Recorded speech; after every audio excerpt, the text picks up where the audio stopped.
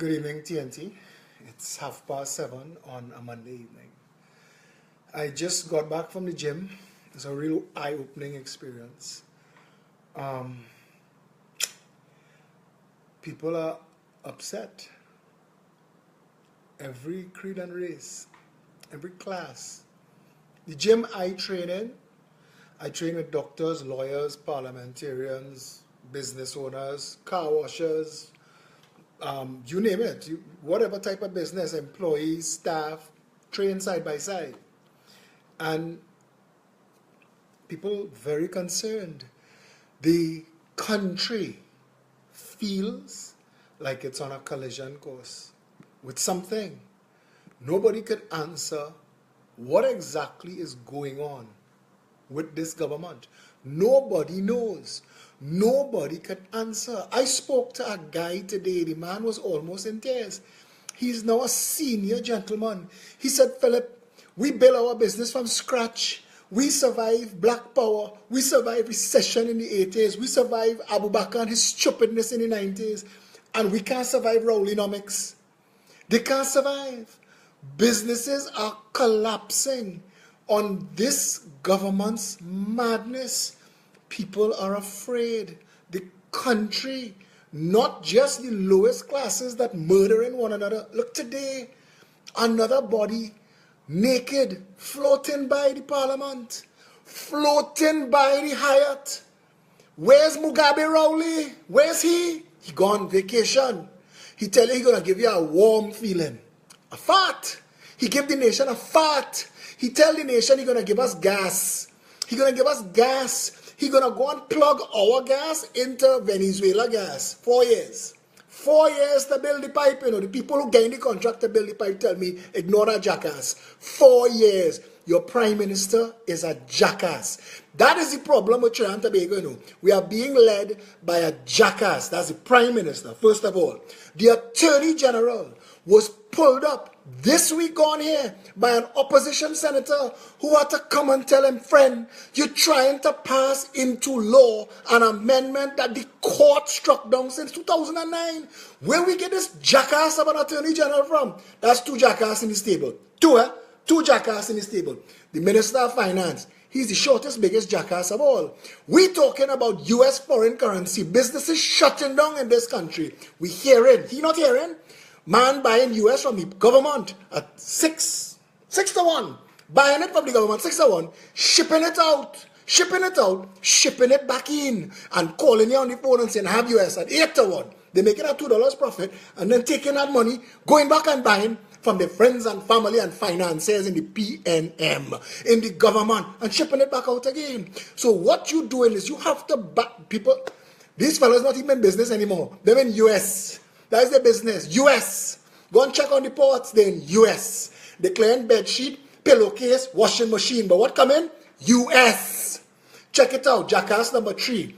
Call member, the Minister of National Security. Friend, what is your plan? What is your plan? You are the Minister of Insecurity. You can accomplish nothing. You are the biggest jackass of all. This is a country that have gangs. The world telling us we have gangs. The Americans, the English, the Venezuelans, the Japanese telling us we have gangs. The Americans tell us, you're exporting more ISIS than anybody. Mr. Jackass, Minister of National Security, what is your plan? All of you who defending this red and ready nonsense, what did you vote for? What did you vote for? And are you comfortable watching a naked black man float past the parliament today dead? The prick in the air, dead? How you vote for? That was your red and ready? The country is collapsing. Your attorney general is trying to destroy human rights. He says we have no guarantee to free speech. You believe that shit? Your attorney general, Faris freaking Saddam Al-Rawi, we have no constitution guarantee to free speech. You want to come and shut down? You want to come and shut down Facebook? Faris, seriously? We've elected a stable of jackasses into government.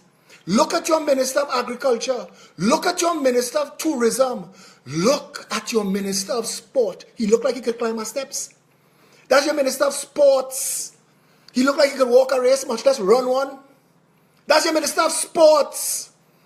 Look at your Minister of Agriculture. He plant one thing since they appointed him, the hedge in front of Balize House. What he do since? The country is collapsing, Trinidad and Tobago. Can we survive this government? I ask in your plane. I tell people today, everybody, arm in arm, foot in foot, hand in hand, all the little organizations, AOI, ILP. How come Ramesh and David Abdullah, who had all the answers under Kamala, have nothing to say? How come they have nothing to say? Because again, work with this government. And you're on board, you're an organization. Ramesh have to come and tell the Attorney General how to do his job. Well, there's shame. The same Ramesh that Keith Rowley told the nation, this lying man, he told the nation, I will never touch Ramesh Lawrence Maraja a 10-foot pole. Remember that? Ramesh there. How long is the pole, Keith? How long is the pole? I, Philip Edward Alexander, I fed up. I dealing with confronting PNM financiers who getting contracts to landscape.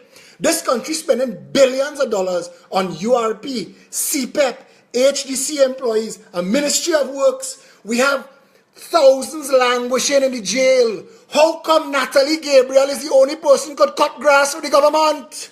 And they're going tomorrow. They're going tomorrow to apply for injunction. Why? They want to shut me up because I am the last person talking. But I want to tell Trinidad and Tobago, wake up, you know. Venezuela is your future, you know.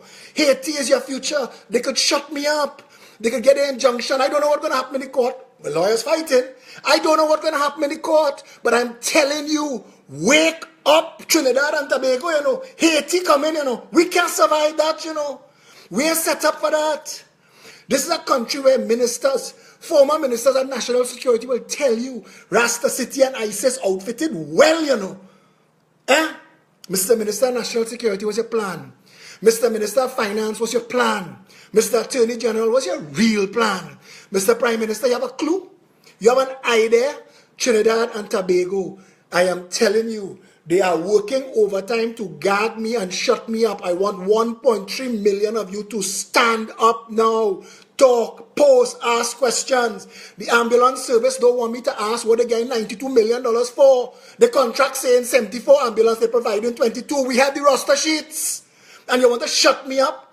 And you tell me in your pre-action protocol a lie. But then I go and I bring the Hansard for you and show you that the current Minister of Health said. The last Minister of Health asking since 2012, why we stuck with this? A nation that's spending millions of dollars to transport prisoners morning and evening when we could spend $1 million and build a little courthouse by the jail. Justice on time, real time. What will it take for you, the average citizen of this country, to realize that you are being fooled, you are being led astray, and while you are distracted and talking bullshit and nonsense, you see what CNC3 showing you tonight? You see what TV6 showing you? That is state-sponsored news. They're not talking about the real issues. They're not talking about the banks bending our people over the table and giving it to them raw without grease. Rates and charges. Go in the bank and ask the PINA, they back up a charge for that too. Trinidad and Tobago, you need to wake up, you know. You need to wake up because at some point, they might succeed. They might succeed in shutting me up, you know.